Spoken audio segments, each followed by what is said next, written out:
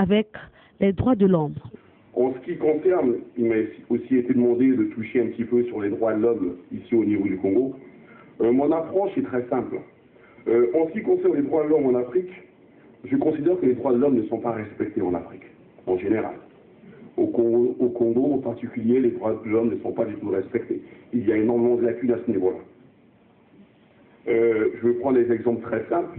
Les droits de l'homme ont un rapport avec la façon dont les hommes sont traités. Les conditions inhumaines dont les hommes sont traités dans les commissariats aujourd'hui sont impensables.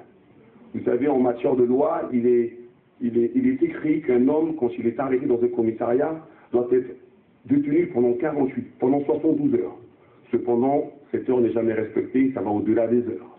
Au niveau de la maison d'arrêt, il est précisé que les gens qui sont détenus doivent être là pendant 6 mois avant procès.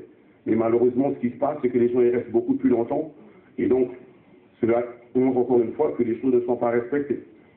Et évidemment, je voudrais ici préciser que le premier responsable en matière de justice, le ministre de la Justice, avait précisé qu'il trouvait ça anormal, justement.